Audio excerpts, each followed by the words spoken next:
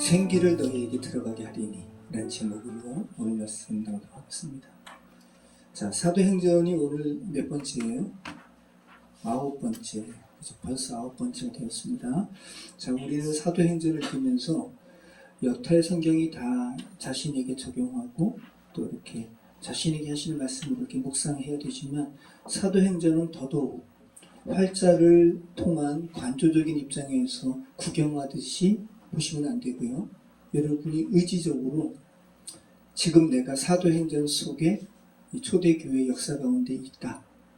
내가 지금 베드로와 요한이 나면서 안진뱅이 된 자를 일으킨 그 사건을 목도하고 있다. 이런 생각으로 여러분 읽으셔야 돼요. 왜냐하면 사도행전의 이야기는 저와 여러분의 이야기거든요. 네. 우리의 이야기예요. 그럴 때 여러분은 구원받은 경험을 사도행전에 나오는 사도들처럼 사람들에게 증거할 수 있어요. 증인으로. 다시 한번 계속 사도행전은 특별히 그런 의식을 가지고 읽으시기 바랍니다. 자, 지난주에는 성령 충만한 가운데 제9시 기도 시간에 성전에 기도하러 갈 때 베드로와 요한이 너무나 아름다워서 미문이라 칭하는 그 문 앞에 나면서 안진뱅이 된 자가 구걸하는 모습을 보고 나사렛 예수 그리스도의 이름으로 내가 내게 명하노니 일어나 걸으라. 그래서 나면서 안진뱅이 된 자가 걷기도 하고 뛰기도 하고 재활도 안 하고요. 그러니까 완전하고 놀라우신 하나님의 구원의 역사가 펼쳐진 것을 우리가 지난주에 살펴봤어요. 자, 여러분 베드로가 한 말을 잘 생각해 보시기 바래요. 베드로는 안진뱅이에게 예수의 이름을, 나사렛 예수 그리스도의 이름을 은과 금을 소유하는 것처럼 내게 있는 것으로 내게 준다라고 표현했어요. 이름을 자기가 소유하는 것으로 표현했다는 말씀이에요. 여기에 대해서 우리 좀 생각을 해야 되는 거죠. 자, 엄밀히 얘기하면 베드로가 나사렛 예수 그리스도의 이름을 소유한 것이 아니라 오히려 베드로가 나사렛 예수 그리스도의 소유된 상태죠. 그죠? 근데 그것을 이렇게 표현했단 말이죠. 그래서 우리는 이 표현의 의미를 좀 생각을 해야 되는 거예요. 주중에 1박 2일 리트릿 다녀왔습니다. 강릉으로. 그런데 저희의 같은 지방에 소속된 교회인 그 김영삼 목사님 예인교회 그 목사님께서 차를 마시면서 본인의 이야기를 하는 거예요. 이분이 저도 몰랐는데 정의로운 분이에요. 그래서 정말 그 범죄 현장을 목격을 해가지고 경찰에 신고해가지고 2번이나 범죄자를 검거하는데 도움을 줍니다. 대단하죠? 그래서 경찰한테 표창장 받고요. 근데 말씀 들어보니까 표창도 받지만 하나를 더 준대요. 경찰복을 준대요. 상의. 그리고 근데 거기다가 이제 바지도 좀 적당하게 색깔 맞춰 입고 뭐 비슷한 모자 하나 쓰면 경찰이잖아요. 그래서 이분 경찰복을 입고 교회 근처를 한번 이렇게 서성인 거예요. 그랬더니 갑자기 차들이 이렇게 서행하고 갑자기 좀 얌전하게 운전하는 게 느껴지는 거예요. 깜빡이 켜면서 조심스럽게 운행하고 이 말씀을 제게 이제 하는데 제가 가끔 예수 그리스도로 옷 입고 이게 지금 바울이 그렇게 이야기하잖아요. 근데 정말로 예수 그리스도로 옷 입는다라는 표현이 우리가 옷을 입는 것 같은 그 단어 사용한 거거든요. 네, 정확하게 예수 그리스도로 옷 입는다라는 것을 그분이 경찰복을 입음으로 정말 체감한 거죠. 그죠? 네. 자, 보세요, 여러분. 그 김영삼 목사님께서 경찰복을 소유했잖아요. 김영삼 목사님께서 경찰복을 소유한 것은 경찰의 이름을 소유한 것과 같은 거예요. 그리고 엄밀히 얘기하면 경찰의 권세가 그죠? 김영삼 목사님을 휘감은 거지만 김영삼 목사님 입장에서는 경찰의 이름을 소유한 거죠. 그죠? 자, 경찰의 이름을 소유한 것은 경찰이라는 공권력이 허락한 권세와 능력을 소유한 거죠. 그죠? 그래서 베드로와 요한이 엄밀히 이야기하면 나사렛 예수 그리스도의 소유된 자지만, 그죠? 그런데 그렇게 표현했다고요. 은과 금은 내게 없다. 너가 말하는 은과 금은 내게 없지만 지금 내가 가지고 있는 것이 있다. 그러니까 예수 그리스도의 권세 아래 자기가 있음을 그렇게 표현한 거예요. 나사렛 예수 그리스도의 이름으로 명하노니 일어나 걸어라. 네. 자, 이런 부분으로 여러분이 지난주 말씀을 이해하시면 이름을 소유한다는 것에 대해서 여러분이 좀 더 이해를 좀 더 쉽게 하실 수 있을 것 같아요.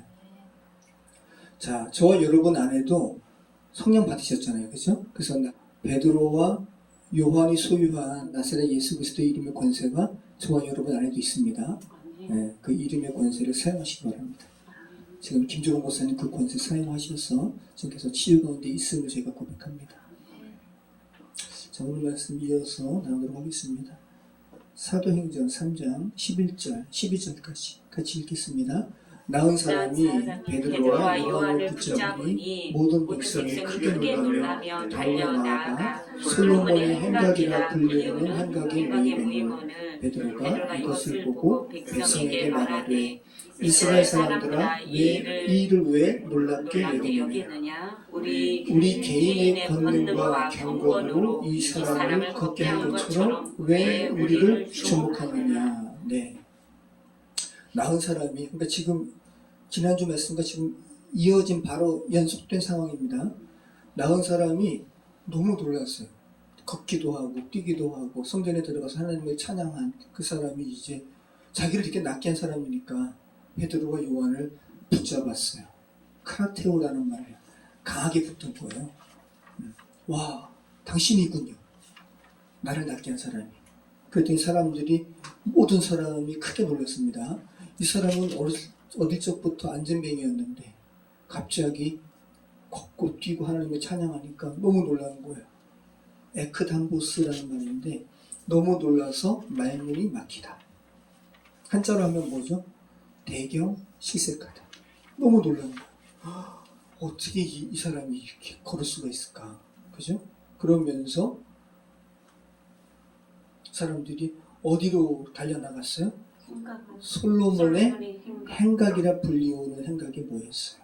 자, 여기에서 베드로도 설교한 것이고 또 예수님도 이쪽에서 주로 많이 사람들을 가르치셨어요. 자, 다시 한번 솔로몬의 행각이 어디였는가 우리가 분명히 좀 살펴볼 필요가 있는데 미문이 어디였는가에 대해서는 지난주에 살펴봤잖아요. 굉장히 설왕설래한다고 했어요. 근데 솔로몬의 행각은 너무 분명해요. 그래서 우리가 잠시 보도록 하겠습니다. 솔로몬의 행각은 어디냐면 동문 쪽에 있는 행각이에요. 왜냐하면 이게 제3성전이잖아요. 제3성전이라는 말은 헤롯이 재건축한 거예요. 그러니까 확장한 거예요. 제2성전은 뭐죠? 솔로몬의 성전. 근데 이것이 회파되었잖아요. 바벨론 때, 그죠? 그리고 고레스가 침령 반포해가지고 귀환했잖아요. 그리고 수룹바벨, 그리고 또 누구죠? 당시에 그 에스라, 이러한 시대 때 수룹바벨이 성전을 건축했어요. 복구했어요. 그랬을 때 수룹바벨 성전은 솔로몬의 성전에 비해서 보잘것없어. 그러니까 요 헤롯이 이둠의 사람이에요. 유대인이 아니에요. 야돔 사람의 피가 섞인 사람인데 나름대로 그래도 유대를 통치하니까 유대 사람들에게 잘 보이려고 보잘것없는 수룹바벨 성전, 여기 정사각형. 네. 자, 에스겔 환상에 나오는 성전도 정사각형이에요. 그리고 요한계시록에 나오는 성전도 정사각형 예루살렘이에요. 그래서 완전한 큐브 형태, 그죠? 그러니까 성전은 완전해요. 정육면체. 그런데 이 헤롯이 나름대로 유대인들을 조금 이렇게 마음을 좋게 하려고 수룹바벨 성전을 더 좋게 했단 말이죠. 확장했어요. 근데 동쪽으로는 계곡이니까 확장하지 못하고 남쪽, 서쪽, 북쪽 다 확장했습니다. 그러다 보니까 성전이 정육면체야 되는데 히브리 입장에서는. 근데 어떻게 됐어요? 직사각형이 됐죠. 그러니까 유대인들은 정육면체의 범위 안에 있는 행각, 여기에 예수님께서 주로 사람들을 가르치시고, 예수님뿐만 아니라 당대의 랍비들이 이 행각에 모여서 사람들을 많이 가르쳤다고 그래요. 여러분, 행각은 뭐냐면 여기가 지금 중동 지방이니까 해가 뜨거워요. 그래서 기둥이랑 지붕만 있는 거예요. 벽은 없고. 자, 이제 이해되시죠? 솔로몬의 행각. 자, 두 번째 그림 보겠습니다. 자, 여기 남쪽 계단, 지난주에 이야기했던 것처럼, 지난번에.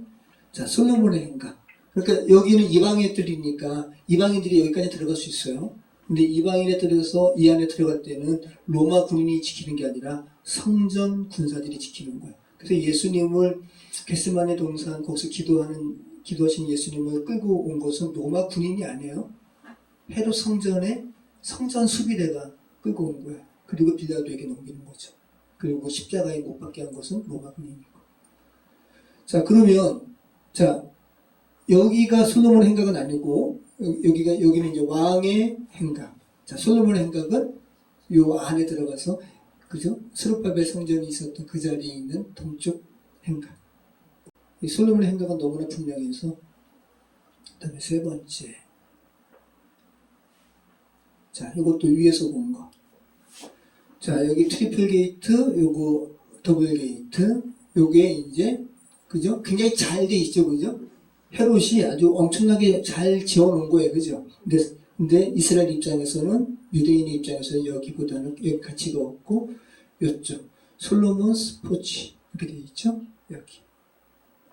이렇게 입체적으로 보면 더 이렇게 와닿죠. 자, 당시에 솔로몬의 행각에서 모였던 사람들의 모습이 보이죠. 기둥이 있고 지붕이 있는 거예요. 사람들이 이렇게 모이고. 예수님도 가르치시고 랍비들도 가르치고 사람들 앉아서 듣고. 네. 자, 솔로몬의 행각을 살펴봤고요. 자, 그래서 자, 솔로몬 행각은 햇볕을 막기 위해서 기둥과 지붕이 있는 주랑이라고 그랬습니다. 긴 주랑. 근데 유대인 역사가 요세푸스가 솔로몬의 행각에 대해서 기록한 것이 있는데 이렇게 기록했어요. 성전 밖에 행각이 있었는데, 그죠? 성전 밖에 행각이 있는 거잖아요. 그 행각에서는 깊은 계곡이 내려다 보였다. 그죠? 동쪽이니까. 예, 아래는 계곡이니까요. 자, 그래서 솔로몬 행각은 동서남북 중에 동쪽에 있다. 이건 분명한 겁니다. 자, 성경에 솔로몬 행각이 3번 언급되는데 요한복음 10장에 언급이 되고 한번 볼까요? 요한복음 10장 23절로 26절. 예수께서 성전한 솔로몬 행각에서 거니시니 유대인들이 예언하고 이르되 당신이 언제까지나 우리의 마음을 의혹하게 하려 하나이까. 그리스도이면 밝히 말씀하소서하니 예수께서 대답하시되 내가 너희에게 말하였으되 믿지 아니하는도다. 내가 내 아버지의 이름으로 행하는 일이 나를 증언하는 것이고 너희가 내 양이 아니므로 믿지 아니하는도다. 내 양은 그죠? 목자의 음성을 듣는다. 이 말씀을 여기서 하시죠. 그 솔로몬 행각에 이제 성령 받은 예수님의 제자들이 또 설교하고 초대 교인들의 어떤 아지트라고 한다면 여기인 거예요. 여기서 그렇게 말씀을 듣고 기도하고 엄청난 이적도 여기서 벌어진 거죠. 사도행전 5장 12절 같이 읽겠습니다. 사도들의 손을 통하여 민간의 표적과 기사가 많이 일어나매 믿는 사람이 다 마음을 같이하여 솔로몬 행각에 모이고. 예. 여기서 막 물건도 통용하고 또 정말 돈이 필요한 이들에게는 돈도 주고, 그죠? 초대교회 엄청난 그런 사랑의 그런 공동체의 행위가 여기서 벌어졌다는 거죠. 자, 여기서 이제 계속해서 우리 솔로몬 행각에서 설교하는 베드로의 설교 내용을 우리가 살펴보겠습니다. 12절로 13절 말씀 같이 읽겠습니다. 베드로가 이것을 보고 백성에게 말하되 이스라엘 사람들아 이 일을 왜 놀랍게 여기느냐. 우리 개인의 권능과 경건으로 이 사람을 걷게 한 것처럼 왜 우리를 주목하느냐. 아브라함과 이삭과 야곱의 하나님 곧 우리 조상의 하나님이 그의 종 예수를 영화롭게 하셨느니라. 너희가 그를 넘겨주고 빌라도가 모아 죽이려 결의한 것을 너희가 그 앞에서 거부하였으니. 자, 베드로가 이야기합니다. 이스라엘 사람들아 이 일을 왜 놀랍게 여기느냐. 나면서 안전뱅이를 낫게 된 이 일을 왜 놀랍게 여기느냐. 만약에 사람이 낫게 한 것이면 놀랄 일이죠, 그죠? 근데 베드로는 이것이 사람이 낫게 한 것이 아니라 나와 요한이 낫게 한 것이 아니라 하나님께서 낫게 하신 것이니까. 그러면서 아브라함과 이삭과 야곱의 하나님, 곧 우리 조상의 하나님이 그의 종 예수를 영화롭게 하셨느니라. 자, 독사조라는 말인데요. 영광으로 가득 차다. 찬미하다라는 말이에요. 그런데 그 예수는 어떤 사람이었는 줄 알아? 너희가 죽인 예수야. 빌라도는 그가 죄 없음을 알고 방면하려고 했는데 너희가 그 빌라도의 제안을 거부해서 죽인 그 예수다. 이 말을 할 때 유대인들은 너무 놀랐을 거예요. 너무 두렵고. 자기들이 배척해서 죽인 예수를 하나님께서 영화롭게 하셨다고 하니까 얼마나 놀라요. 그죠?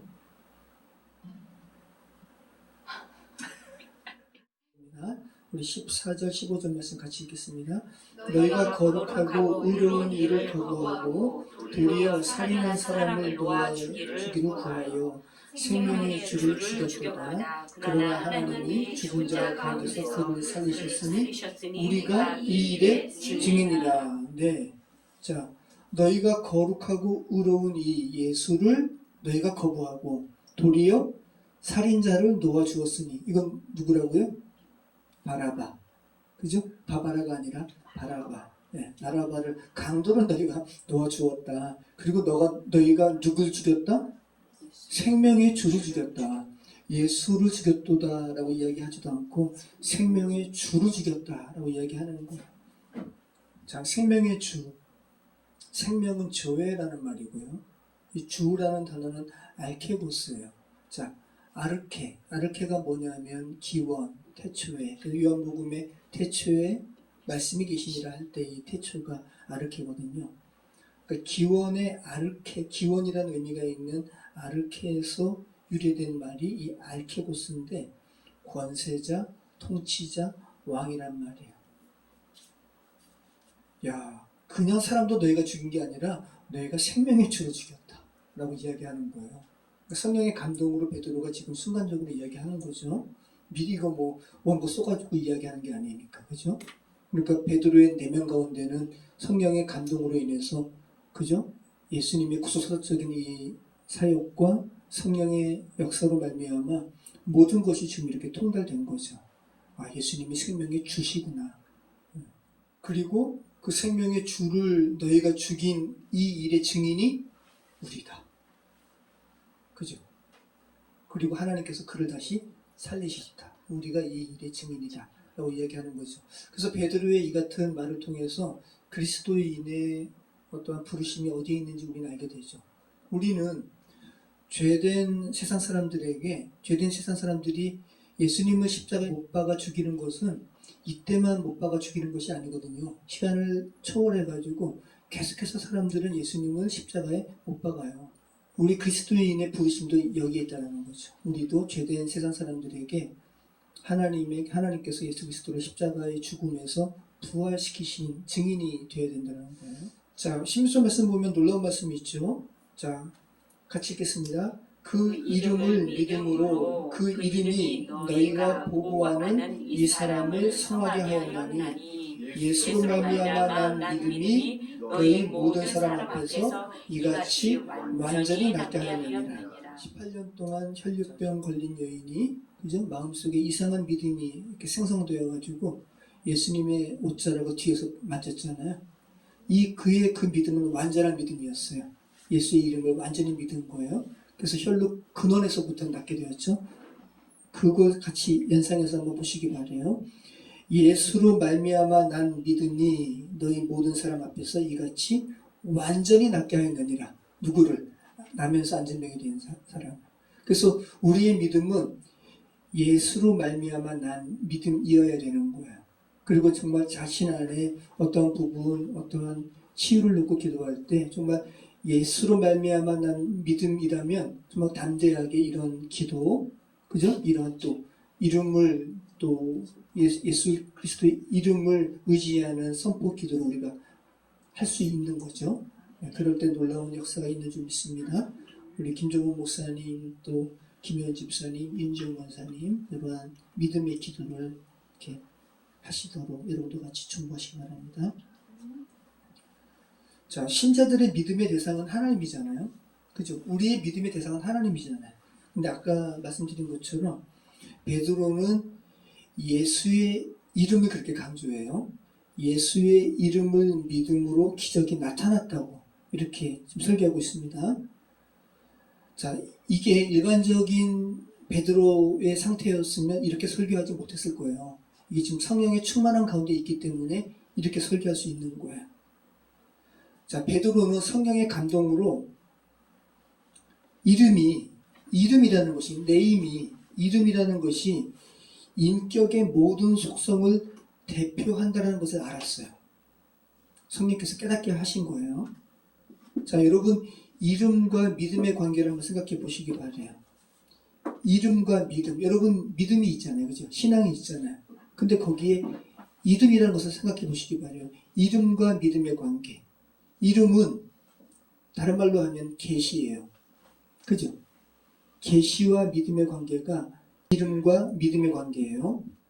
그래서 베드로는 이걸 깨달은 거예요. 그래서 예수님으로 계시된 이름을 믿는 것과 하나님을 대상으로 믿는 것이 이크로임을 베드로가 알았던 거예요. 성령의 감동으로. 참 이게 쉽지 않은 거죠. 하나님을 대상으로 믿는 믿음과 예수 그리스도로 계시된 예수 그리스도라는 이름을 믿는 것은 이코르다라는 것을 베드로가 알았던 겁니다. 그러면서 베드로가 솔로몬 행각에 모여든 이들에게 두 가지 잘못을 밝힙니다. 첫째는 구약부터 예언되었던 메시아를 배척한 너희들의 무지, 그들의 무지를 지적하는 거예요. 그리고 두 번째는 근데 그 메시아께서 의로우신 분이었는데 너희가 죽였다라고 명백한 그들의 잘못을 지금 지적하고 있어요. 참 모순이잖아요. 유대인들이에요. 하나님을 믿는 사람들이에요. 그죠? 정말 정결하게 경건을 지키면서 3대 절기 때마다 예루살렘을 찾아오는 이 유대인들, 그리고 멀리 디아스포라들이 하나님을 예배하고 하나님을 경건하게 믿는 이들이잖아요. 근데 이들이 어떻게 의로운 예수님은 죽게 내버려 두고, 그죠? 강도는 살리는 이 모순을 범했을까? 이게 죄된 세상을 살아가는 이 연약한 인간들이 어쩔 수 없는 상태라는 거예요. 여러분, 지금 시대는 안 그래요? 사람들은 다 VIP가 누구를 이야기하는 줄 알아요. 그죠? 근데 대통령실에 근무하는 사람들은 가려요. 꼭 벌거숭이 임금님의 우화 보는 것 같아요. 임금이 벌거숭이에요. 그죠? 벌거숭이인데 옷을 짓잖아요. 투명한 옷이라고 속이면서. 근데 벌거숭이죠. 근데 그 우화와 차이가 있다면 지금 대통령도 자기가 잘못하고 있는 거 알 거예요. 근데 무조건. 근데 그 밑에 있는 사람들이 너무 웃기지 않아요? 완전 코미디 보는 것 같잖아요. 그걸 막 가리느라고. 제가 이렇게 이건 정치 얘기가 아니라 모순을 이야기하는 거예요, 모순. 죄된 세상은 모순의 세상이라고. 의로운 자를 오히려 처벌하고, 그래서 지금 수사단장을 구속영장 신청했는데 잡혔다가 판사가 구속영장을 지금 거부해가지고 풀려났잖아요. 죄 있는 사람은 오히려 보호하고 죄 없는 사람을 죄 있다고 유죄로 만들어버리는 모순의 이 죄된 세상을 제가 지금 이야기하는 겁니다. 그런데 지금 베드로가 뭘 이야기하냐 하면, 이것은 그런데 너희가 몰라서 한 일이다 라고 이야기하는 거야. 너희가 부지 중에 나사렛 예수를 십자가에 못 박았다. 하나님께서 부지 중에 지은 죄는 용서하신다. 근데 지금 이제 베드로 입장에서는 지금 내가 이야기하잖아요. 그죠? 이제는 예수를 너희가 계속 배격할 수는 없다. 생명의 주인과 너희가 지금 안다. 알면서도 계속 배격하는 것은 이제 부지 중에 지은 죄가 아니라 고살자라 그러죠. 네. 구약에서는 이거를 오살자, 고살자. 오살자는 주님께서 도피성으로 가서 살리게 하세요. 그죠? 근데 고의로 살인한 자는 도피성으로 못 들어갑니다. 지금 베드로가 이 설교하는 이 큰 그런 흐름은 이런 부분인 거예요. 너희가 몰라서 예수를 죽였다.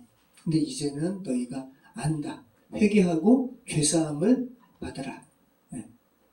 고살자의 범위에 들어가지 말라라고 이야기하는 거예요. 지금 그 이야기입니다. 지금 제가 이야기한 것이 17절 18절 말씀이에요. 같이 한번 읽어보겠습니다. 형제들아 너희가 알지 못하여서 그리하였으면 너희 관리들도 그리한 줄 아노라. 그러나 하나님이 모든 선지자의 입을 통하여 자기의 그리스도께서 고난 받으실 일을 미리 알게 하신 것을 이와 같이 이루셨느니라. 그래. 네, 너희가 알지 못해서 예수님을 십자가에 못 박아 죽인 거 안다 라고 이야기하는 겁니다. 자, 그러면서 19절 말씀입니다. 그러므로 너희가 회개하고 돌이켜 너희 죄 없이 함을 받으라. 이같이 하면 새롭게 되는 날이 주 앞으로부터 이를 것이요. 그러면서 너희가 부지 중에 예수님 죽였다. 이제 너희 죄를 회개하고 죄사함을 받으라. 복음 선포하는 거예요. 이같이 하면 새롭게 되는 날이 주 앞으로부터 너희에게 이를 것이다. 이 새롭게 되는 날, 이것이 헬라어로 발음이 좀 어려운데 아납휙시스라는 말이에요. 아납휙시스. 어떤 의미가 있냐면 호흡과 관련되어 있어요. 막힌 가운데 숨을 쉬는 틈이 생긴 거야. 이게 아납쉽시스예요. 그래서 다른 개정이 요즘에 이렇게 책마다 이렇게 번역이 다르는데 여기서는 우리가 읽은 이 본문에서는 새롭게 되는 날로 표현되었잖아요. 어떤 개정에서는 유쾌하게 되는 날. 여러분 보세요. 악취 가운데 막 숨막혀 죽을 지경이에요. 그런데 신선한 공기를 쐬요. 그럼 어때요? 유쾌해지죠? 상쾌해지는 거예요. 단순히 유쾌 상쾌가 아니라 죽음에서 살아나는 거예요. 지금 그 이야기입니다. 그 UFC 보면 그 격투기 보면 이제 뭐 거의 이제 스포츠의 반열로 지금 가니까 주짓수라는 게 있잖아요. 우리 재현이가 유튜브 보고 주짓수를 아빠한테 막 걸어요. 근데 진짜 아프더라고요. 근데 주짓수에 보면 초코라는 게 있어요. 목을 거는 거예요. 근데 요번에도 이렇게 보면 목을 거의 걸렸는데 살아나는 경우가 있어요. 어떻게 살아나는 줄 아세요? 이제 방어하면서 재빨리 숨 쉴 틈을 손으로 만드는 거예요. 그러면 사는 거예요. 이게 바로 아납휙시스예요. 숨 쉴 틈. 네. 그리고 다른 의미로는 회춘. 새롭게 되는 거. 죽음에서 살아나는 거. 이게 오늘 본문에서 새롭게 되는 날이 주 앞으로부터 너희에게 이를 것이요 라고 번역된 말입니다. 여러분, 새롭게 되는 날, 이 아납쉽시스가 호흡과 관련되어 있다는 거 여러분 깊이 생각해 보시기 바라요. 여러분, 첫 창조, 새로운 창조 모두 호흡, 숨과 관련되어 있다는 거 생각해 보시기 바랍니다. 하나님께서 사람을 흙으로 지으시고 생기를 불어넣으시니, 이것은 뭐예요? 호흡을 불어넣으시니, 하나님의 숨을 불어넣으시니 생명이 된지라. 이게 첫 창조잖아요. 그죠? 새로운 창조 때도 마찬가지예요. 오순절 성령, 그죠? 오순절 성령이 바람처럼 임했죠. 이거 하나님의 숨이 임한 거예요. 예수님께서도 부활하신 이후에 숨을 내쉬며 성령을 받으라. 다 같은 맥락에 있다는 거 여러분 기억하시기 바라요. 여러분 보세요. 여러분이 진흙으로 여러분이 여러분의 모습과 똑같은 사람을 여러분이 빚었어요. 밖에서 여러분 흙으로 사람 빚잖아요. 멀리서 보면 정말 사람 같아요. 정말 사람 같아요. 근데 여러분 그 흙은 엄밀히 얘기하면은 그 흙 입장에서는 막 속 터져 죽을 거예요. 왜? 흙으로 꽉 차 있으니까. 숨 쉴 틈이 없어요. 그럼 연상해 보시기 바라요. 다 막혀 있어요. 그런데 하나님께서 여러분이 빚으신 여러분과 똑같이 빚은 진흙으로 된 여러분의 형상으로 빚어진 그 흙에다가 호흡을 불어넣으신 거예요. 생명이 된 거예요. 그 진흙 입장에서는 죽음에서 살아난 거죠. 네. 그 생각해 보시기 바라요. 흙 입장에서는 얼마나 상쾌할까요? 얼마나.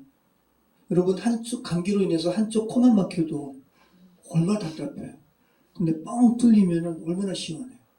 그죠?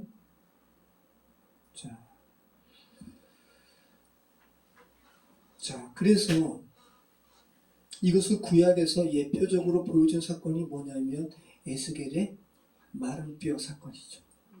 참 놀랍습니다. 자, 이때도 하나님께서 에스겔에게 무엇을 명령하세요? 생기야 불어와서 뼈들에게 임하라라고 명령하게 하시잖아요. 우리 한번 읽어보시죠. 같이 에스겔 37장 1절로 14절 천천히 한번 읽어보겠습니다. 여호와께서 권능으로 내게 임재하시고 그의 영으로 나를 데리고 가서 골짜기 가운데 주셨는데 거기 뼈가 가득하더라. 나를 그 뼈 사방으로 지나가게 하시기로 본즉 그 골짜기 지면에 뼈가 심이 많고 아주 말랐더라. 그가 내게 이르시되 인자야 이 뼈들이 능히 살 수 있겠느냐 하시기로 내가 대답하되 주 여호와여 주께서 하시나이다.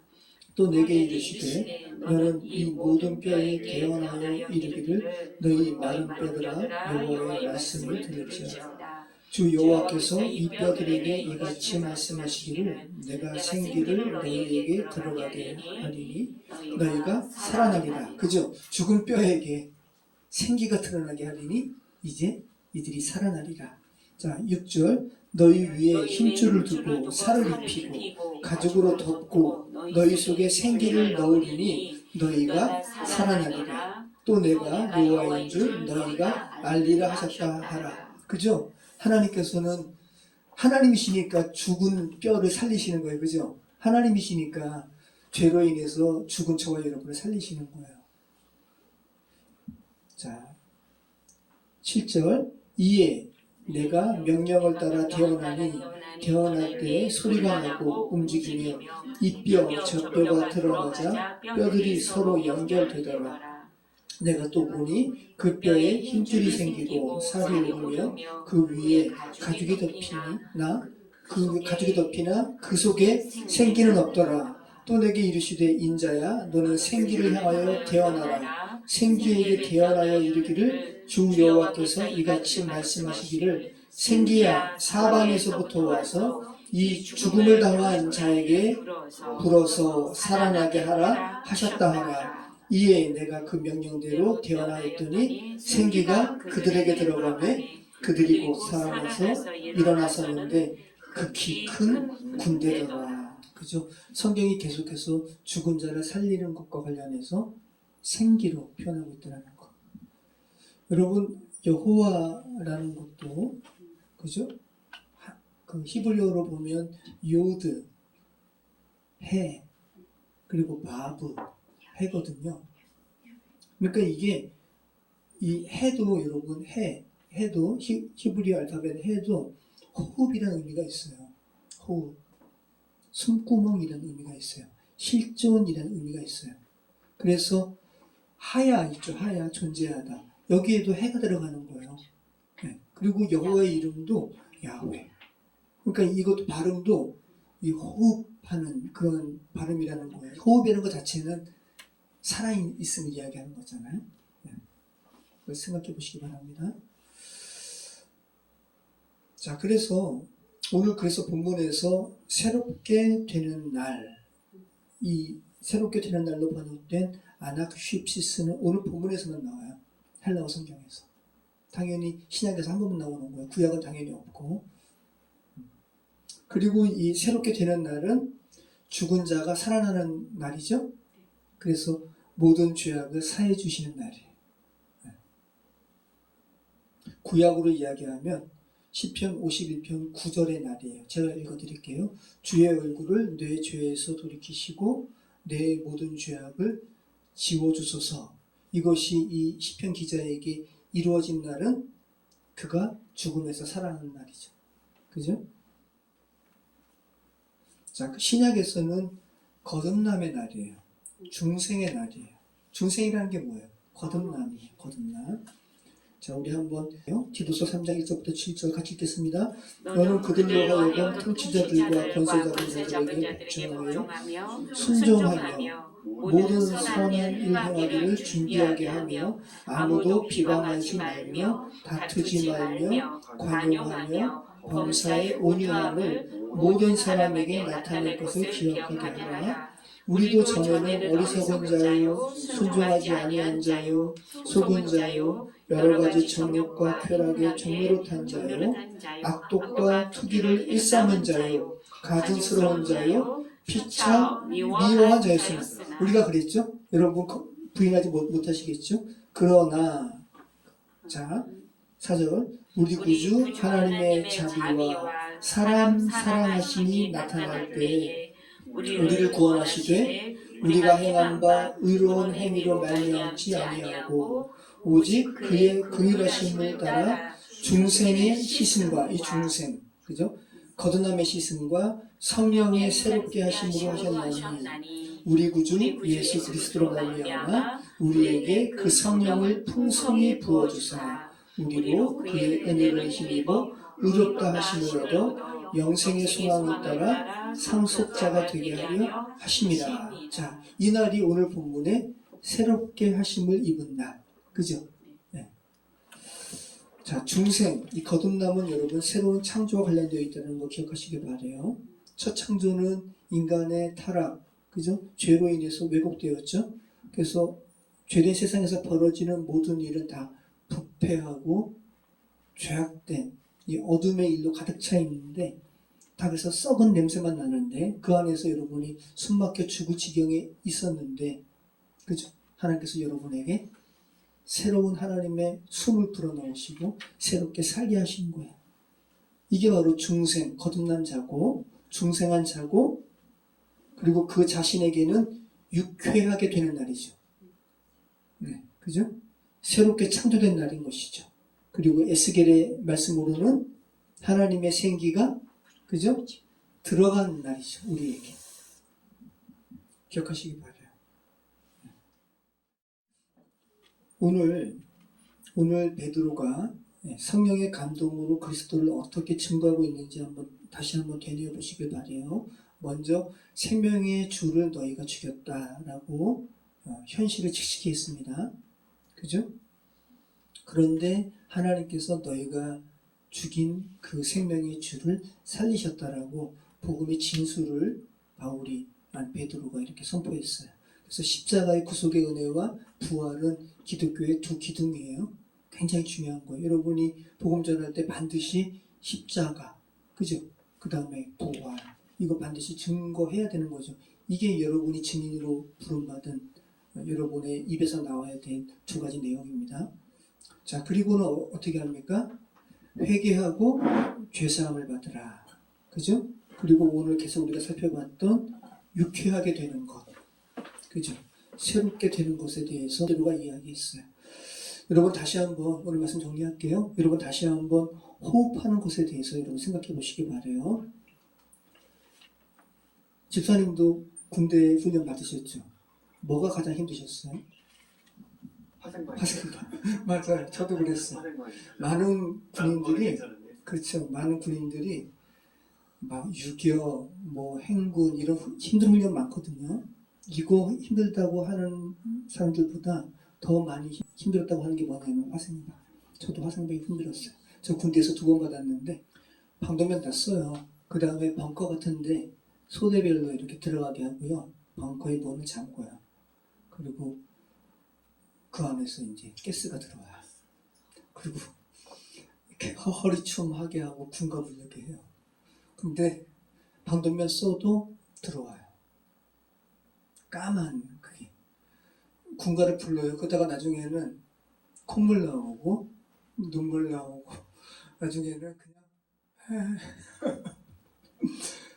하나밖에 없어요. 빨리 저 문 밖으로 나가서 빨리 이 호흡에서 좀 제대로 된 호흡을 하기를 원해요.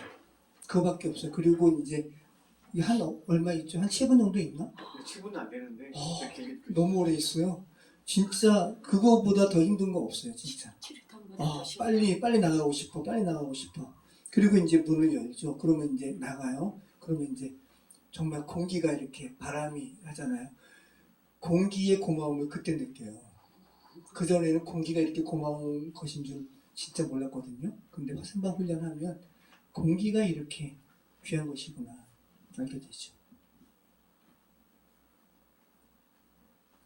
여러분, 성경이 특별히 신구약 통틀어서 새로운 창조를 하나님의 숨이 들어가서 호흡하게 되는 것으로 표현하고 있다는 거 여러분 잘 생각하시기 바라요. 여러분, 지금 죄된 세상 살아가는 자들이 다 지금 벙커 안에 막힌 가운데 그 가스 들어 마셔가지고 혼미하고 정신 없는 상태인 거예요. 지금 잘 사는 것 같아도 영적으로 보면 다 지금 눈물 콧물 흘리고 갤갤거리고 있는 상태예요. 그들에게 필요한 것은 빨리 문이 열려가지고 정말 신선한 공기, 하나님의 숨을 이렇게 들이마셔가지고 새롭게 살게 되는 것. 이것이 그들에게 진짜 필요한 것이라고요. 근데 그걸 몰라요. 사람들이. 그냥 벙커가 좋다고 나 이 안에서 독가스 맞고 그냥 죽을래 이러는 거죠. 불나방 그저 난 저 불이 좋아 하면서 불에게 돌진하는 것과 똑같은 거예요. 오늘 말씀은 특별히 하나님의 호흡을 전하는 부분에 대해서 말씀하고 있어요. 모쪼록 저와 여러분에게 하나님의 생기가 정말 성령이 충만한 가운데서 하나님의 생기가 가득 불어와서 저와 여러분에게 넘치기를, 그래서 여러분이 그 생기로 말미암아 온전히 소생케 되기를, 그리고 이 생기의 소식을 지금 벙커 가운데 그죠? 눈물 콧물 흘리고 있는 이들에게 증거하게 되는 증거하시는 저와 여러분의 인생 되시기를 축원합니다. 기도하겠습니다.